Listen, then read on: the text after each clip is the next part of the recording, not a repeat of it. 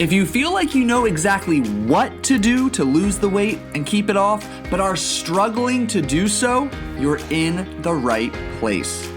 Welcome to the 5% Way podcast, where myself, registered dietitian Paul Salter, and my co-host, sustainable weight loss specialist Micheala Barsadi, have an impactful conversation focused on helping you uncover the root cause of the self-sabotaging behaviors holding you back from achieving sustainable weight loss.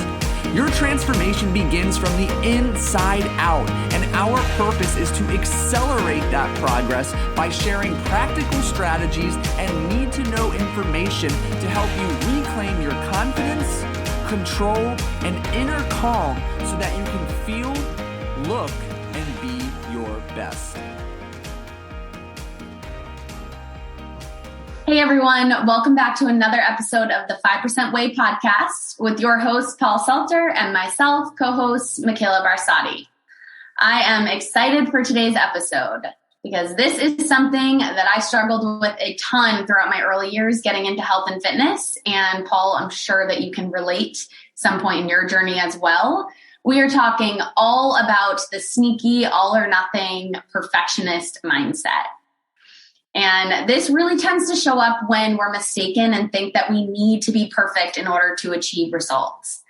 Unfortunately, this mindset is extremely toxic and tends to really work against us because as long as you strive for perfection with the process is the longer that you're really going to continue to struggle. You have to learn to ease up a bit. And, as humans, we want to always to do the best we can. And sometimes we confuse doing the best we can with needing to execute perfectly. So, there really is that difference between giving your best daily and expecting to be the best in everything you do. It's just not going to happen. Yes. So, Paul, as we dive in here, I would love to kick things off with you explaining a little bit more about the perfectionist mindset and maybe even share with us ways that it showed up in your life. Yes, happy to. So this one takes me way back, the story I'm about to share, and it's going to have a lot of relatability. And what I want to challenge you to do is just listen closely because we're going to dive into, after I share this story, and Micheala shares a little bit more about her own battle and experience with this perfectionist mindset, about, how this mindset works against us. And I just want you to see and hear and perhaps even feel, it makes me cringe thinking about what I'm going to share and just how much it just really proved to be even more challenging during this period of my life. So when I first got into bodybuilding, I was the ripe old age of, I believe, 19. And I still remember to this day, sitting in class. The class was ethnomusicology. I had no interest in any aspect of that class.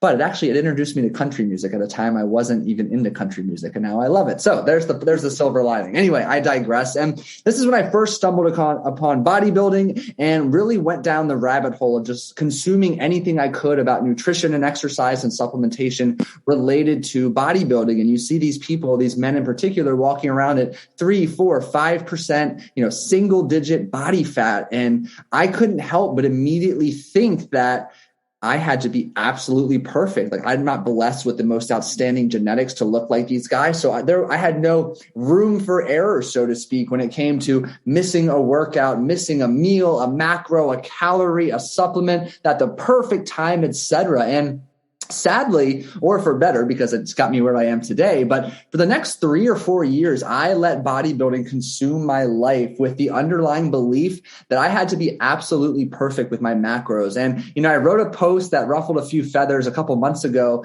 talking about my marriage to MyFitnessPal. And I literally was married to MyFitnessPal. I had that app open 24/7. I took it with me everywhere I went. And that's even actually if I went somewhere. I was so concerned with trying to be perfect, nailing my macros, that most of the time I didn't live life. I was too caught up in managing my macros rather than making memories. And it became incredibly draining. I had no social life. I spent all of my time either in the gym, in the kitchen meal prepping, or just by myself because I was too fearful to go live life to the fullest because I felt if I missed one single workout, mismanaged my macros, even down to a gram, a bite, or a calorie, that all of my hard work was for nothing, that I would have just undone, weeks or months of hard work in that singular moment in which I was not perfect. And, that mindset really was the framework for all of my decisions and actions for, like I said,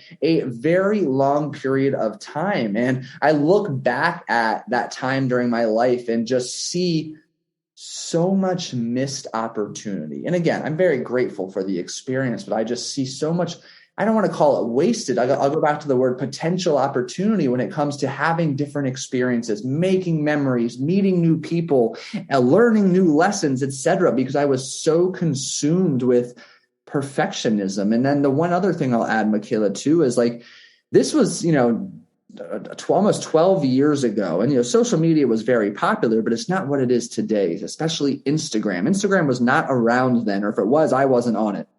And now it's so easy to just get, these filtered images of people's end destination, whether it's their perfect physique or it's pictures of their bank account or their travel or their luxury possessions. Like we see that and that's all we see. And we just assume that we have to be all in, all perfect, or we can't even come close to achieving what, everybody else on the internet is achieving. And that has really just conditioned us, like dug us deeper, if you will, into the hole of this perfectionist mindset.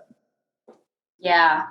That's really, where my perfectionist mindset kind of came into play was when I first got started with my health and fitness journey. I made the mistake of thinking and putting, this unnecessary pressure on myself that I had to be perfect with everything I did, because if I was going to be in the industry and be a trainer and, be a nutrition coach, then I have to be doing everything all the time, because who's going to want to work with me if I'm not doing it? And I created this mindset where, again, it was just so much pressure on myself. And with that, over the years, I also adapted the identity in with my friends and my family as the healthy, fit girl, and so I was always the one to be expected to order a salad at a restaurant or, so let's say, for instance, it's Christmas and I'm at the dessert table and I'm grabbing a brownie. I can't tell you how many times somebody would call me out for it. And in the moment, I would stop dead in my tracks because, they meant nothing by it. But for me, it was that immediate guilt and pressure and shame as if I'm doing something wrong. And so this guilt and pressure and shame, it all stuck with me throughout. Any time I made a decision that was off track, I could hear those voices. And so it was just something that, again, it was very self-inflicted. Nobody ever meant anything by it, but it was these expectations and standards that I held myself to for so long. Yeah. And I'll say, before we start diving into how just depleting and detrimental this mindset is, one of the ways I've learned to really articulate in my growth as a teacher, a coach, and an educator is, we all really have a much easier job, or not all, most of us, with numbers and imagery. And when I'm teaching it from a nutrition perspective, it's okay, if you eat, let's say 4 meals per day, 7 days per week, and over 2 weeks, that's 56 meals. And you have one, quote, I'm using air quotes right now, bad or off-plan meal, that's 1.7% of all of your total intake over those 2 weeks. In the grand scheme of things, it means abso-fucking-lutely nothing. It's one tiny fucking percent. And we let ourselves, this is both Micheala and I speaking from personal experience, only focus on the 1% when there is so much else to be enjoyed and focused on and experienced. We let the 1% consume us. Yep. Yeah. Let's dive into, ways that this mindset works against us. So, Paul, can you kick us off with the first one? Absolutely. How many times have we all thought about, oh, I'm so excited to start or do this, I'm going to wait until that elusive perfect time. And, this has happened one of the personal examples as of late is, if you're familiar with, the 75 hard challenge, this is something I've completed twice. And as I record this episode on day 5 or something, but I've been talking about doing it a third time for almost a year now. It's just, I kept waiting for that perfect time. I remember oh no, I'm going to Mexico during that 75-day stretch, or, oh no, I'm going here. Oh no, I'm going to have an opportunity to travel here. And I just kept making excuses, to the point it just fostered inaction. And when we continue to wait for that perfect moment to start, yes, we hear there's no perfect moment to start. That doesn't always make it easier. But what I can help you hopefully reframe with this is, when you start in the midst of chaos, you are thrown into reality from day one, which means you are forced to adapt quicker. And one of the, most common scenarios we see this play out is people waiting to postpone, feeling better, looking better, doing more, et cetera, to take care of themselves until after the holidays. The fucking holidays are coming every single year, that time of year, for the rest of eternity. So if you can learn to navigate those holidays now, you're going to be set up for success for the rest of eternity. So there's never a perfect time. And this mindset really traps us in a state of inaction and just leaves you really scratching your head months, years, decades later, reflecting on how many potential opportunities for change and transformation you missed out on because you were waiting for something that doesn't exist. For sure. And kind of taking that one and adding on here, the next one is creating self-sabotage. When you are chasing, the perfect plan, how many times have you, messed up, and now I'm using air quotes, messed up, and you feel like you ruined everything. So you're just going to have to start back over on Monday. Or, I have to eat all of the stuff now because on Monday I'm starting a diet. I've heard from clients before, they felt like their workout was a waste. Oh, this one grinds my gears. Their workout was a waste because they didn't burn enough calories, or, and it's like discounting all of the hard work that you have done leading up to that point because that exact scenario didn't go quite as planned. And also creating, again, unrealistic expectations of the perfect way that it's supposed to be. So, it really does, when you think that you have to do something one certain way, it limits you. It boxes you in so that there is only a right or a wrong. And that's not the way that a healthy lifestyle works. There is no one way to do it. There is no right, wrong, black and white, good or bad. It's just, there's always different decisions for you. I always like to say there's a good, better, and best decision in every scenario. So you always have the opportunity, and guess what? You get to choose. Sometimes the best choice in that scenario is the good decision. Something that, it doesn't fit the guidelines of the perfect answer, but in that moment, it was perfect for that situation. And so when you kind of have that open mind and think of, you always have control over your decisions. And when you take the power and make the control or make the decision and own it, it feels a lot different. Like the guilt and the anxiety, it all goes away because you made that decision, even if it doesn't necessarily align with your goals. Yeah, absolutely. A great point. And moving on to number 3 is this perfectionist mindset takes up a hell of a lot of brain space and literally depletes your actual energy, like calories wasted because you can't make up your mind or you're stuck in a state of inaction. And the way I saw this play out for me for so many years early on, based on the journey and story I shared at the beginning of this episode, is I would wake up in the morning and I'm thinking about food. I would be eating food and thinking about the next time I could eat food. And I would just waste so much energy thinking about X, planning my day around, my decision-making around food in this specific example. And it was all related to trying to be perfect. And again, it goes to focusing on, let's call it the 1%. Like I couldn't detach myself enough and make peace with the fact I could hit my macros 99% of the time, even when in all reality, it could maybe be 90%. 90% of the time. The point is not perfect. I couldn't detach enough to build a relationship with imperfection. And instead, I expended more energy. I stressed more, worried more. And, when someone's trying to lose weight and they're chronically stressed, that's not a recipe for good, successful, sustainable fat loss. I just really fostered this environment that was counterproductive to even achieving perfection in the first place. Self-sabotaging behaviors would creep in, then the negative thoughts, the inner harsh critic would take over, and it would just physically, mentally, and emotionally drain me to continue to pursue something that is really not attainable, but most importantly, not enjoyable when it comes to living life to the fullest. Yeah, gosh, I can so relate to that. I think about, even for me, the anxiety I felt when I had a social situation, because I'm like, if I don't have complete control over how to handle that situation, I'm going to be a failure, and how many times are we put in situations where the plan, it doesn't go the way that it was supposed to go? We need to be able to pivot and give ourselves grace to understand that it's not always going to go perfectly.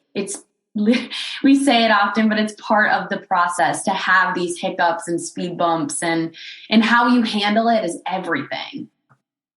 And, the last one, ways this mindset works against us is understanding that these restrictive diet plans literally feed this mentality. Having these good and bad food lists, eat this, not that, and if you happen to eat something that's bad, you immediately think you're a failure. You immediately ruined the plan, so it's like understanding that the approach that you take, having structure and having a plan, I will always be a strong advocate for when it comes to your nutrition and your fitness and all of that. Structure, so important. But your structure needs to also be flexible, and it needs to be able to provide some leeway, because again, when those hiccups happen, you need to learn and have the skills to know how to pivot and still, put yourself in a situation where you can make one of those good, better, or best decisions. It doesn't all need to go to crap just because you messed up, air quotes again, in that moment. Yeah, I just had a thought. Like, this literally just hit me as I was listening to you. There's the quote or saying out there, I'm going to butcher it, but it's basically, the moment we stop learning, we start dying. And perfectionism kind of like breeds us for the dying, because every time we have a misstep or a quote unquote failure, that creates an opportunity to learn. We get to learn how to do something differently that is better, more efficient, more effective, more powerful. So if we only latch on to perfectionism, like, not only do we miss out on so much of life, but we truly never create these mini growth moments, these mini growth opportunities in which we could actually do what we're doing, but because of the growth opportunity, learn how to do it a hell of a lot more efficiently and effectively, which then opens up space to enjoy life and experience life even more. So I think that too is just something that can't be spoken about enough. Like, we thrive and grow as a human species when we are learning, when we are stretched outside our comfort zone. And yes, it might seem cool and our ego gets involved, but we're like, oh, I'm fucking perfect. I don't miss workouts. I don't miss meals. I don't miss bill payments, X, Y, and Z. But it's like, wait a second here. Like, you're wasting so much of your life dedicating precious energy to trying to be perfect. And you could probably take a step back or have someone else come in and audit your approach and be like, oh, dude, you could do this a hell of a lot easier. Do it like this to save time, save money, save energy. But you've never had those opportunities to learn that because you're so glued to perfection or bust. So definitely something to keep in mind as well.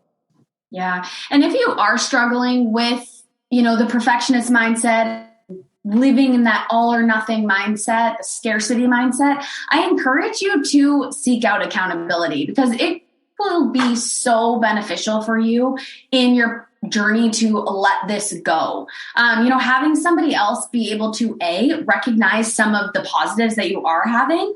I can't tell you how many times I've had a one-on-one with clients where they're telling me like, oh, I messed up this week. It was a horrible week. I did this and this, but then they carry on and they start to share so many other positives, and they just completely discount those because of the one thing that they did that was bad or that wasn't on plan.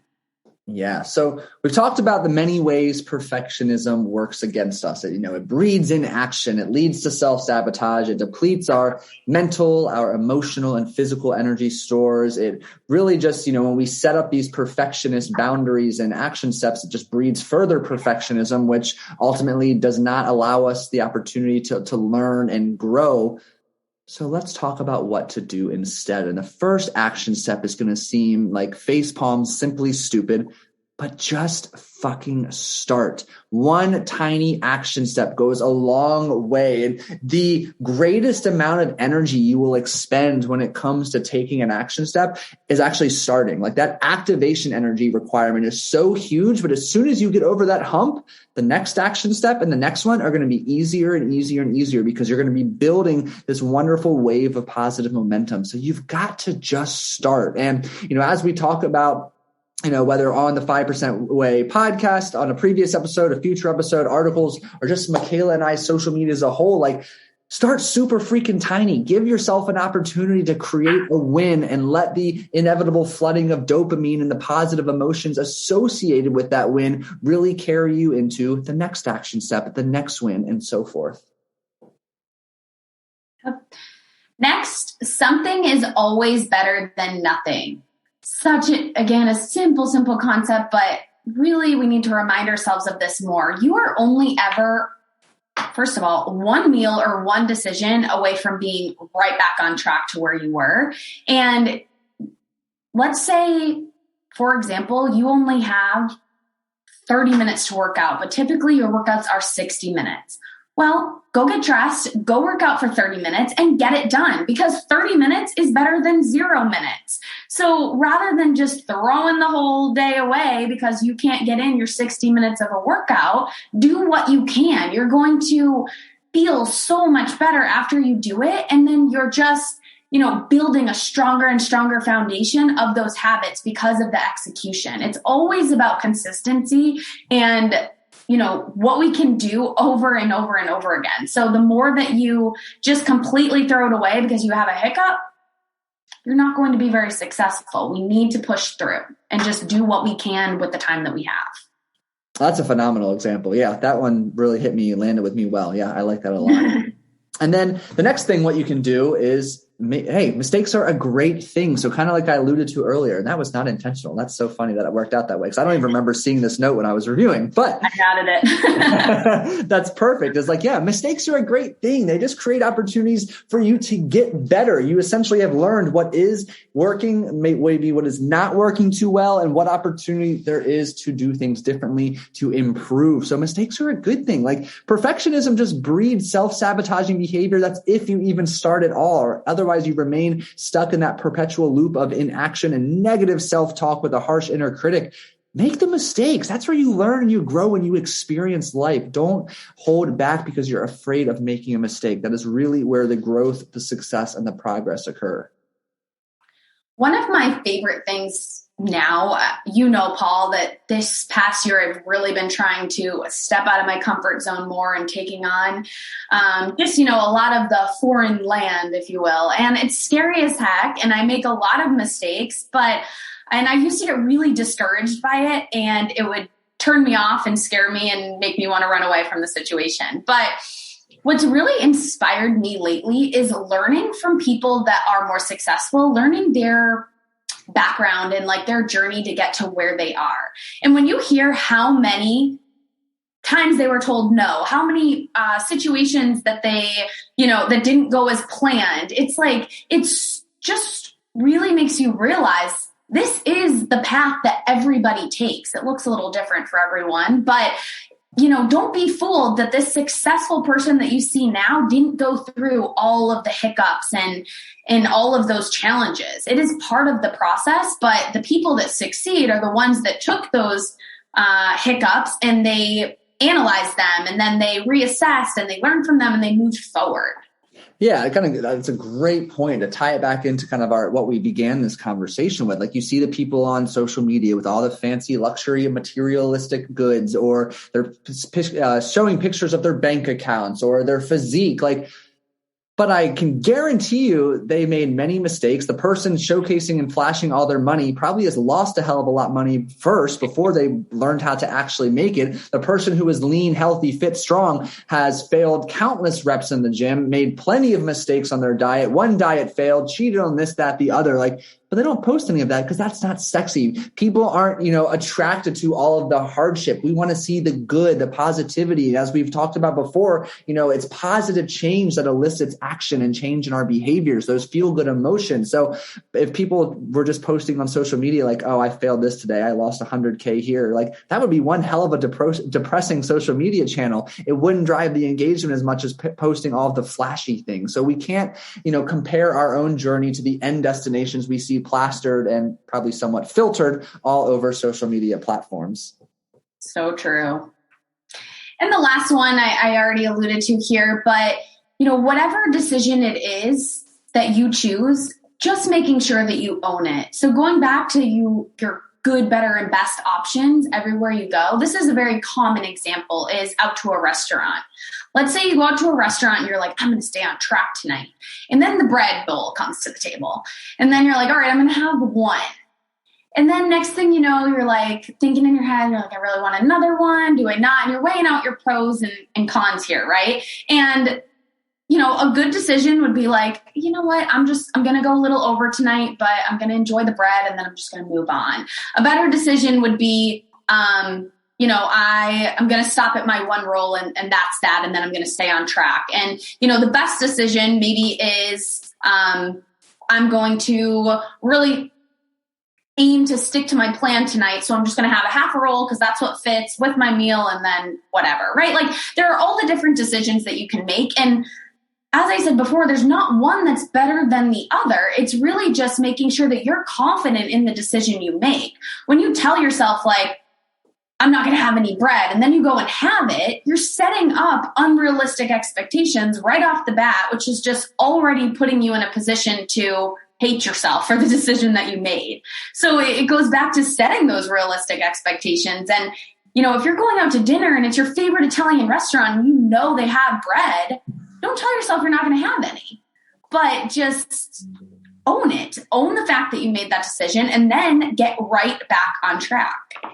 Yeah, I think sometimes the not the best decision, in hindsight actually ends up being the best decision in the moment. So kind of just really reinforcing that example, the best decision for you in your mind initially might be not to have any bread whatsoever. But in the moment, and you feel so compelled and you'd rather not expend all your energy thinking about it, you might have viewed two roles as maybe not the best decision, but in the moment, that not best decision becomes the best decision because it gives you your sanity and an opportunity to experience and enjoy the occasion. Yeah. I wanted to share this too when I was talking about creating self-sabotage, because I think this will really relate to some of you out there if you're battling with this. But I remember specifically, and this has probably happened more than once, which is why I remember it. But I remember being at a family party and my aunt makes the best brownies. They're like a Blondies type of brownie. So I love a chocolate chip cookie. So put that and more chocolate together and boom. But so anyways, this was one of the times where, I was super strict, really struggling a lot with my relationship with food. And I'm like, I'm not going to have any of them. And I kept walking by the dessert table and grabbing a crumble. And I kept adding a little bit more. And next thing you know, I think I ate half of the tray. And I didn't even enjoy it because I was just walking by and popping it in my mouth and getting it down quick before I actually realized what I was doing. And so it's when you talk about self-sabotage, wouldn't it have been better to cut myself a piece of a brownie, sit down at the table with everybody else and enjoy the brownie and be present and just eat it slowly? But when we have this perfectionist mindset and we think we're being bad, then that chain kicks in and we just sabotage ourselves in the moment. We eat super fast and we don't even enjoy it. Yeah, and I couldn't agree more. I can relate to that too on many levels and many scenarios. And I think the last thing I'll leave our listeners with is, you don't need me to do this, but I'm going to do it for you anyway, is you have our permission to not be perfect. You have our permission to be less than perfect. And guess what? You can still make outstanding progress not being perfect. And the most important part is that by not being perfect, you are far more likely to sustain your results. So this is your permission to not have to be perfect, even for yourself. If you're the only one holding yourself accountable, know that that wiggle room is called opportunity for experiencing life to the fullest, and also opportunity for growth. And that's where you should spend most of your time and energy, not on this, pursuit of perfection, because it does not really lead to the sustainable happiness or results you desire. Absolutely. Well, we thank you guys for listening so much today. We really hope that you found this episode and discussion valuable. And if you did, we would appreciate it so much if you share it with a friend who may also find it helpful. And if you have not already, it would mean so much to us if you left us a genuine review and rating on Apple Podcasts or wherever it is that you are tuning in today. Thank you so much for listening, and we'll talk soon.